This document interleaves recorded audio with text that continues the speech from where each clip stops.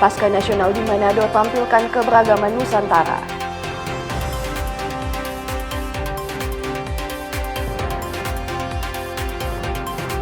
Wali Kota Atan dan Bea pimpin penertiban lahan di depan BTN.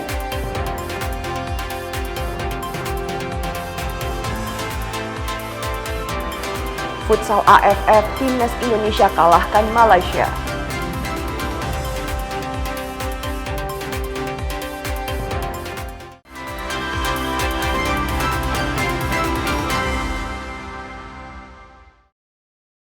Selamat pagi saudara, apa kabar Anda hari ini? Kita jumpa dalam program Kompas Pagi. Selain 3 berita utama tadi, Anda juga bisa menikmati sejumlah informasi menarik lainnya yang dihimpun tim redaksi Kompas TV. Bersama saya Anata Samewo, inilah Kompas Pagi selengkapnya. Hanya di Kompas TV, independen, terpercaya.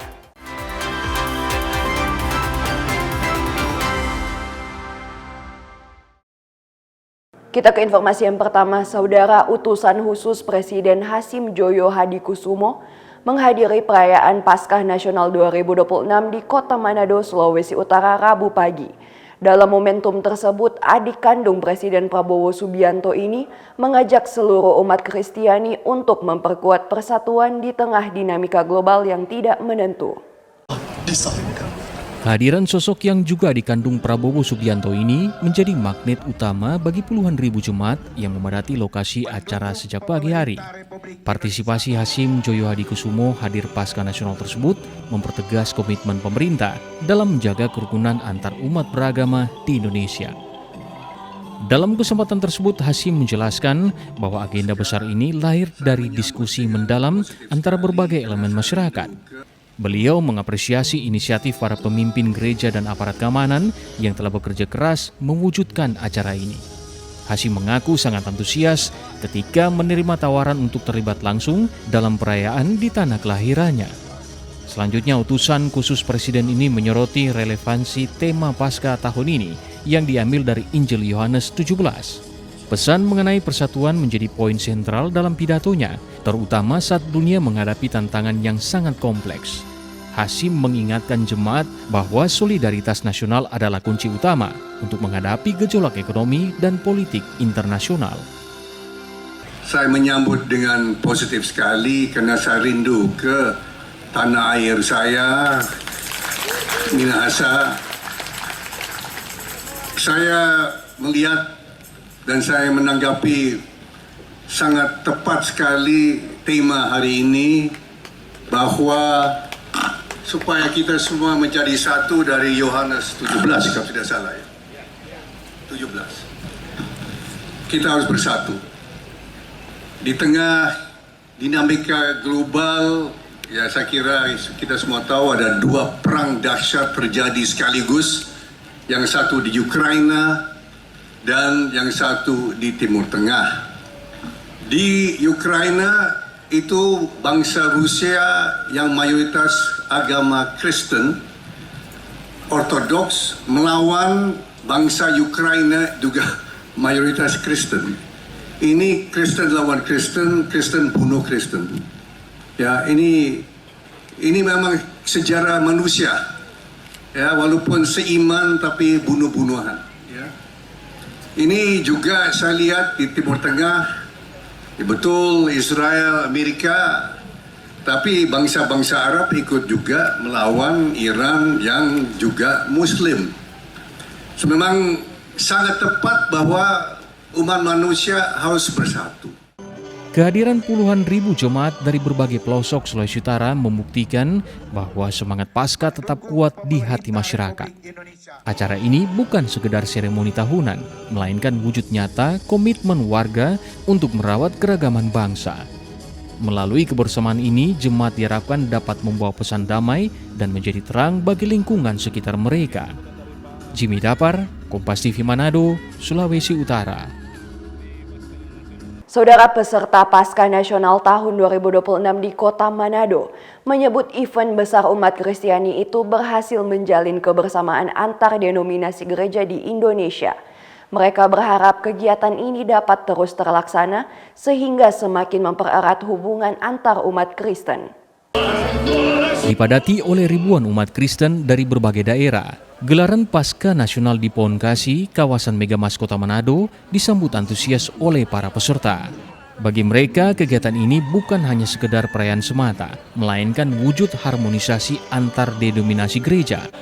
Keharmonisan yang terekam jelas pada Paskah Nasional ini diharapkan oleh para umat Kristiani dapat terus terjaga. Nampak sekali kebersamaan, bukan cuma dalam gereja Masih Injil Minahasa, tapi juga antar gereja. Dan seluruh masyarakat berbondong-bondong untuk ikut serta. Kehadiran ini nampak sekali dalam ibadah, tapi juga di seputaran lokasi. Pesertanya sangat banyak. Keputusan ibadah juga masih berlangsung. Meskipun kegiatan itu di orang-orangnya di berbagai tempat, tapi keputusan ibadah itu sangat-sangat terasa. Ya, tadi kegiatannya cukup meriah dan seru sih overall ya. Nggak juga sih, karena bisa dibilang lebih baik panas karena daripada hujan lebih ini jadi lebih enak lagi panas. Oke, tadi situasi di dalam seperti apa sih waktu udah ikut? Situasi di dalam cukup kondusif sih, orang-orang nggak terlalu ribut segala macam, jadi cukup nyaman acaranya. Perasaan yang sama juga diungkapkan oleh Ketua Umum Gerakan Kristiani Indonesia Raya ditemui usai kegiatan Paskah Nasional. Potret kebersamaan serta toleransi antar seluruh umat yang ada wajib dijadikan pembelajaran. Tentu peluang adanya konflik akan mengecil dan mereda. Harapan kita seperti itu. Manado harus selalu damai, Manado harus selalu bersatu karena terlalu mahal kalau sempat di Manado yang multi ras, multi kultural ini, multi agama ini terjadi perpecahan. Adapun agenda Paskah Nasional di Kota Manado tidak hanya dihadiri oleh kalangan warga saja, melainkan dari tokoh-tokoh agama yang lain. Swingli Manderes, Kompas TV Manado, Sulawesi Utara. Saudara, ribuan peserta memadati areal Pohon Kasih tempat pelaksanaan ibadah Paskah Nasional di Manado, Sulawesi Utara, Rabu pagi. Paskah Nasional kali ini digelar dengan ibadah yang dipimpin oleh Ketua Badan Pekerja Majelis Sinode Gereja Masehi Injili di Minahasa, Pendeta Adolf Wenas. Selain ibadah, kegiatan ini juga akan diisi dengan pagelaran budaya yang menampilkan keragaman budaya Indonesia. Berikut cuplikan laporan jurnalis Kompas TV Yanemi Kesingal dan juru kamera Hence Tumilaar saat berlangsung Paskah Nasional gereja-gereja di Sulawesi Utara. Kita pantau perayaan Paskah Nasional bersama jurnalis Kompas TV Yanemi Kesingal dan juru kamera Hence Tumilaar di Manado, Sulawesi Utara. Yana, bagaimana suasana perayaan Paskah di sana dan apa yang menjadi tema Paskah pada tahun ini? Ya, selamat siang Renata dan juga saudara. Saya berada di lokasi pelaksanaan Paskah Nasional gereja-gereja se-Sulawesi Utara yang berlangsung di kawasan Pohon Kasih, Megamas Kota Manado. Dan pada saat ini pukul kurang lebih 13.41 waktu Indonesia Tengah, sudah berada dalam rangkaian akhir dari kegiatan rangkaian ibadah Paskah Nasional yang tadi sudah dimulai sejak pukul 10 pagi.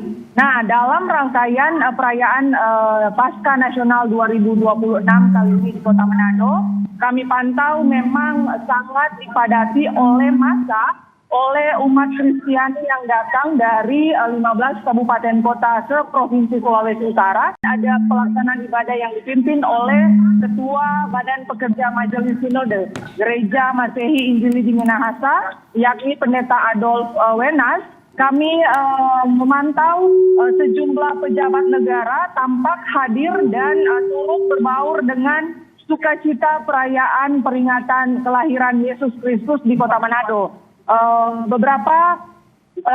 Beberapa undangan yang hadir pada perayaan Paskah Nasional kali ini kami pantau ada utusan khusus Presiden Republik Indonesia Hasim Joyo Hadikusumo dan juga ada staf khusus Menteri Agama Gugun Gumilar, perwakilan dari Kapolri, Kadif Humas Brigjen Pol Edison Isir, dan juga sejumlah pejabat lainnya dari Jakarta yang hadir, termasuk para kepala-kepala daerah di Sulawesi Utara, Salah satunya kami pantau juga Gubernur Provinsi Sulawesi Utara, Julius Selvanus.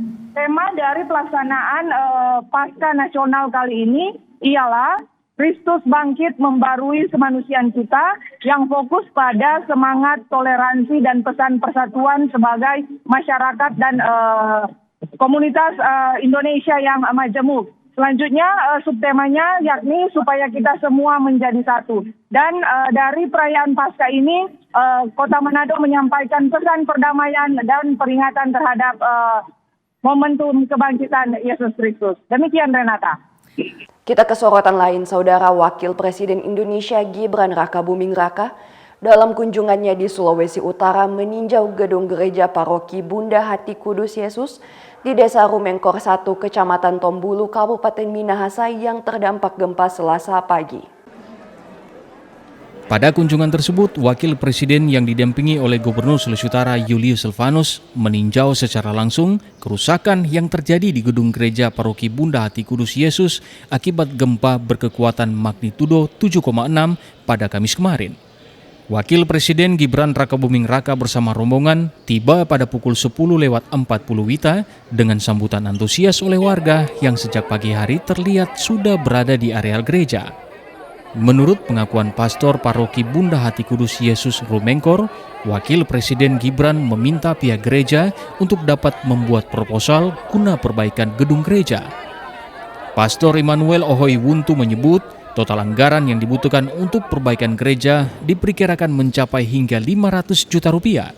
Tadi setelah tiba penyambutan di depan pintu masuk ke kompleks gereja, setelah diantar ke dalam gereja, Pak Wapres, Pak Gibran nanya tentang kerusakan-kerusakan yang ada di dalam gereja. Terus saya berikan laporan atau informasi bahwa yang kerusakan yang terjadi itu lebih banyak ke plafon yang ambruk, ya, dan itu ambruk total di dalam. Mungkin saudara-saudara bisa lihat tadi di dalam gereja, lantas di bagian atas gereja ini juga sambungan-sambungan yang ada itu kayaknya retak berat, ya, dan ini harus dibongkar secara total. Lebih lanjut ditambahkan oleh Pastor Emmanuel Oywuntu, Wakil Presiden meminta agar selama masa perbaikan gereja, pelayanan kepada umat Katolik tetap berlangsung secara baik. Usai kunjungan di Rumengkor, Kecamatan Tombulu, Kabupaten Minahasa, Wakil Presiden Gibran Rakabuming Raka dilaporkan langsung kembali ke kota Jakarta. Suingli Mandares, Jimmy Dapar, Kompas TV Manado, Sulawesi Utara. Saudara, selain mengunjungi gereja dan bertemu warga desa Rumengkor di Minahasa, Wakil Presiden Gibran Rakabuming Raka juga menyambangi SMP Negeri 1 Tombulu. Kunjungan ini untuk memantau langsung program MBG yang berjalan di sekolah tersebut. Dalam kunjungan tersebut, Wapres Gibran memantau langsung proses pembagian MBG kepada para siswa. Ia didampingi oleh Gubernur Sulawesi Utara Julius Selvanus dan Bupati Minahasa Robi Dunlukambei. Rombongan Wapres masuk ke dalam kelas-kelas untuk melihat secara langsung pelaksanaan program MBG serta berinteraksi dengan para siswa. Usai meninjau sekolah, Wapres melanjutkan kunjungan ke Gereja Katolik Paroki Bunda Hati Kudus Rumengkor yang mengalami kerusakan akibat gempa berkekuatan 7,6 magnitudo yang mengguncang Sulawesi Utara dan Maluku Utara pada 2 April lalu. Dalam agenda selanjutnya, Wapres dijadwalkan meninjau sejumlah lokasi terdampak gempa di Kota Bitung sebelum kembali ke Jakarta. Jimmy Dapar, Kompas TV Minahasa, Sulawesi Utara. Saudara, informasi pasokan LPG berkurang, harga masih stabil, akan kami hadirkan usai jeda. Tetaplah bersama kami.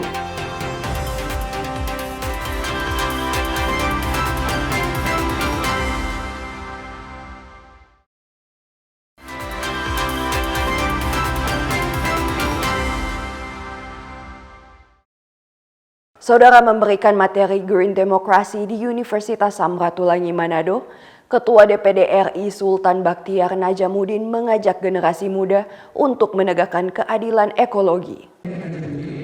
Ketua DPD RI Sultan Baktiar Najamuddin hadir di Kuliah Umum Unsrat Manado bertajuk Green Demokrasi.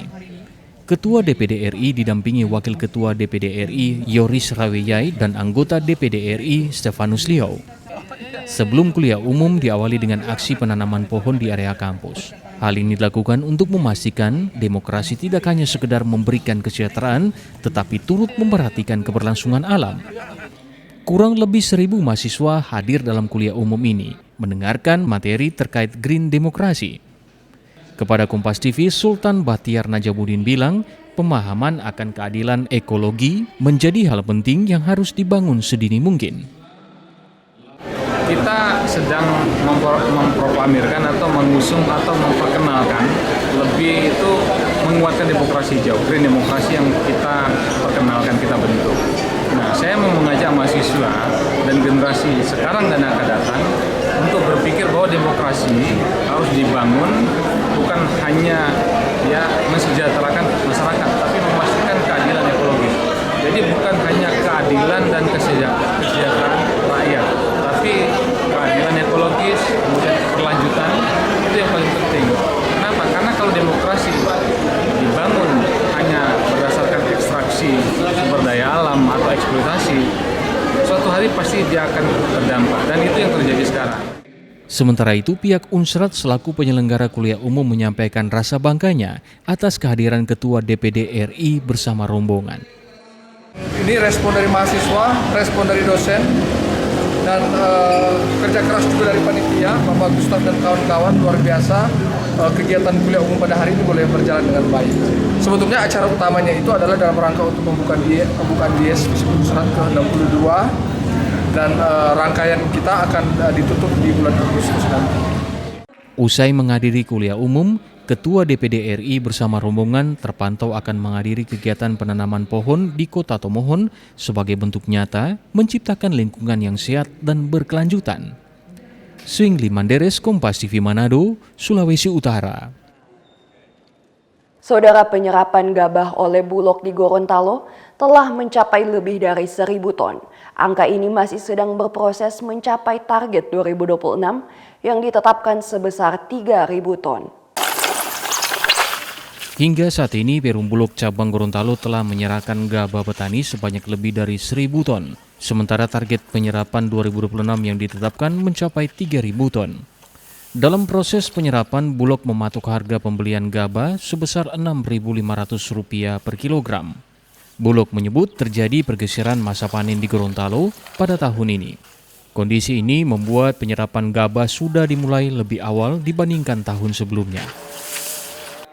Penyerapan gabah di wilayah Provinsi Gorontalo kami sudah lakukan sejak Januari 2026 karena tampaknya masa panen di Provinsi Gorontalo sedikit bergeser dibandingkan dengan tahun lalu. Kalau 2025 masa panen, puncak panen itu terjadi di Maret April. Di 2026 ini puncak panen itu ada di bulan Februari Maret, sehingga kami melakukan penyerapan gabah itu sejak Januari 2026 dan saat ini sudah mencapai 1.000 ton lebih setara beras. Itu gabah yang kami serap. Target serapan kami di tahun 2026, sepanjang tahun 2026 itu 3.000 ton setara beras. Itu artinya kami sudah merealisasikan 46% dari target sepanjang tahun 2026. Secara nasional, target penyerapan gabah mencapai 4 juta ton. Bulog pun terus mengoptimalkan penyerapan untuk mengejar target yang telah ditetapkan. Fikar Buntuan, Kompas TV, Gorontalo. Saudara, pasokan gas LPG 3 kg di sejumlah pangkalan di Gorontalo mengalami pengurangan. Meski demikian, harga dan distribusi masih terjaga sesuai aturan yang berlaku. Pasokan gas LPG 3 kg di salah satu pangkalan di Gorontalo terlihat berkurang dalam beberapa waktu terakhir. Meski terjadi pengurangan, harga jual masih stabil dan sesuai dengan harga eceran tertinggi, yaitu Rp18.000 per tabung. Jadwal distribusi juga tetap berjalan 2 kali dalam sepekan. Di lapangan tidak terjadi penumpukan pembeli karena pengambilan hanya dilakukan oleh warga yang sudah terdaftar di pangkalan. Pemilik pangkalan menyebut sejauh ini belum terjadi kelangkaan, melainkan pengurangan jumlah pasokan yang diterima. Biasa 2 kali kan, tiap hari Rabu dengan hari Sabtu. Baru minggu-minggu ini Cuma penurunan kurang 25, biasa kan 30, kurang 25. Kalau datang kalau hari Rabu, mungkin besok so habis. Kan so terdaftar kan? So ada yang punya ini. Kurang tunggu orang langsung angka. Habis, memang Erik ini 30 yang terdaftar poli ya, 30. Terpaksa 5 saya lempar untuk hari Sabtu. Kan tidak boleh saya juga tolak kan, orang kan terdaftar ada KTP sini, kakak di sini. Yang harga pangkalan yang terang ini. Tidak boleh terang kasih nanya. Ada yang minta, orang bilang bayar tinggi dari itu, saya tidak mau. Meski pasokan berkurang, Pangkalan tetap mengatur jadwal pengambilan agar seluruh pelanggan terdaftar tetap mendapatkan gas. Fikir Buntuan, Kompas TV, Gorontalo. Saudara, Badan Usaha milik Desa Talumo Patu memanfaatkan peluang usaha ternak burung puyuh. Dalam sehari ratusan telur puyuh dihasilkan dan langsung dipasok ke pasar hingga minimarket. Usaha ternak burung puyuh menjadi salah satu sumber pendapatan bagi BUMDes Talumo Patu di Kabupaten Bone Bolango, Gorontalo. Dari total 900 ekor puyuh, setiap harinya dihasilkan sekitar 800 butir telur. Telur-telur ini kemudian dikemas dan didistribusikan seperti ke pasar rakyat dan minimarket. Dengan pola perawatan yang terbilang sederhana, burung puyuh dapat bertelur setiap hari.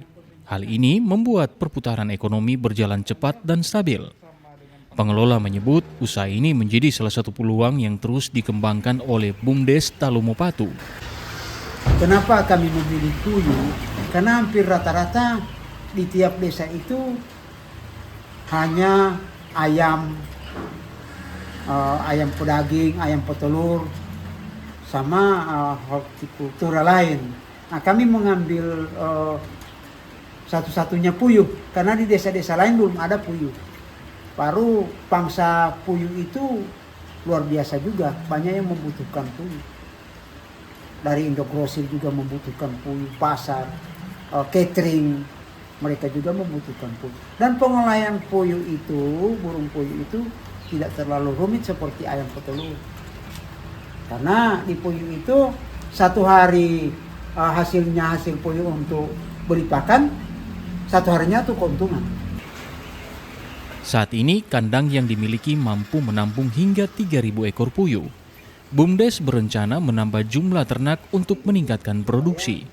Usaha ini pun menjadi salah satu upaya mendorong pendapatan desa secara berkelanjutan. Fikir Buntuan, Kompas TV, Gorontalo. Informasi Wali Kota Adan Dambea pimpin penertiban lahan di depan BTN akan kami hadirkan usai jeda berikut. Tetaplah bersama kami.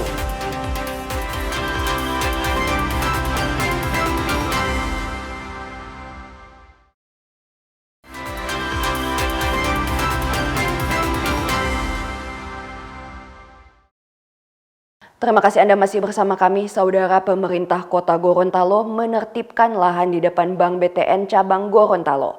Penertiban dilakukan langsung oleh Wali Kota Gorontalo Adan Dambea setelah sejumlah peringatan tidak diindahkan oleh pihak terkait.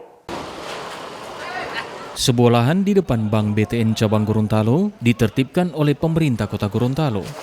Penertiban melalui Satpol PP ini sekaligus membongkar lapak yang berdiri di atas lahan tersebut. Langkah ini diambil setelah pemerintah memberikan peringatan namun tidak ditindaklanjuti secara mandiri. Lahan ini sebelumnya sempat menjadi permasalahan antara pemilik dan pihak Bank BTN. Wali Kota Gorontalo menyebut pemerintah kota dan pihak bank telah mengupayakan negosiasi sebelum penertiban dilakukan.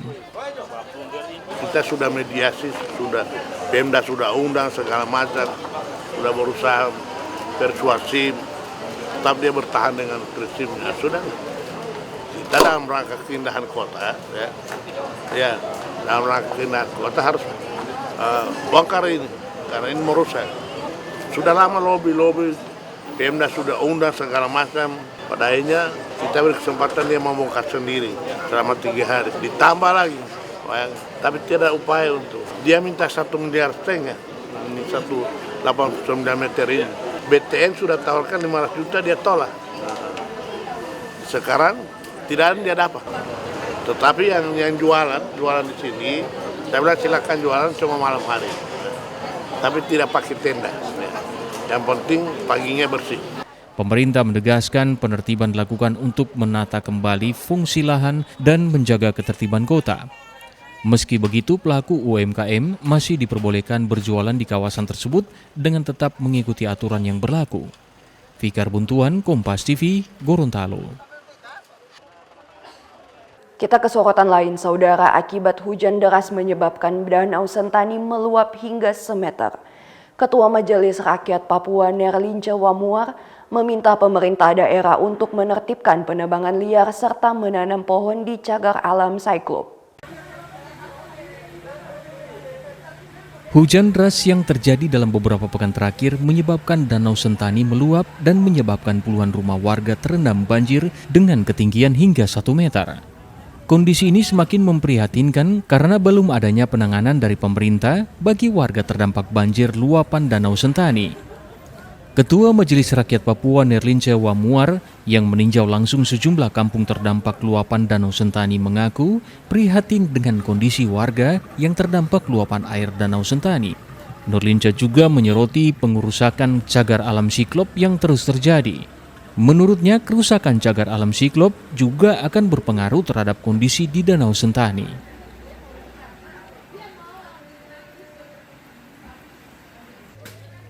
Sementara itu, Bupati Jayapura Yunus Wonda menyatakan bahwa luapan Danau Sentani terjadi bukan hanya karena hujan deras, namun karena Kali Jaifur yang merupakan jalur pembuangan air Danau Sentani tersumbat akibat pohon tumbang, lumpur, dan akumulasi sampah.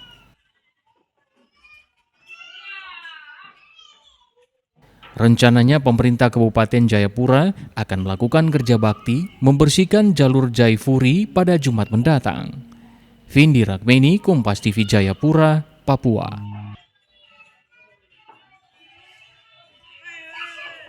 Saudara, sejumlah produsen tempe di Kelurahan Makassar, Kota Makassar, kini tengah menghadapi tekanan ekonomi akibat melonjaknya harga bahan baku kedelai di pasaran.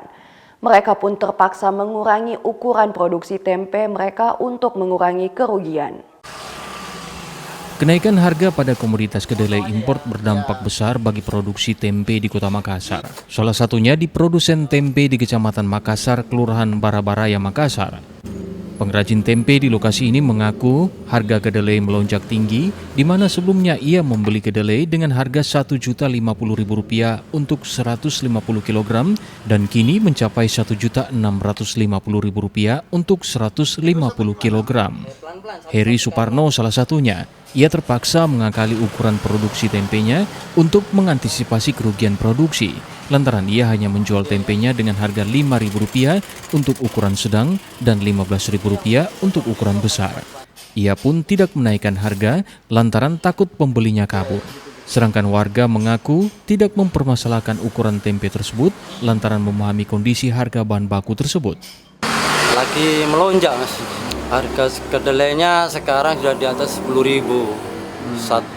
Satu kintal 50 sudah 1.650.000. Oh, kemarin lalu 1.050.000. Kalau harga jual tempenya ya alhamdulillah sih lancar, Mas. Hari-hari alhamdulillah lancar mulai lebar. Cuman harganya sih yang bikin agak diperkecil ukurannya. 5.000.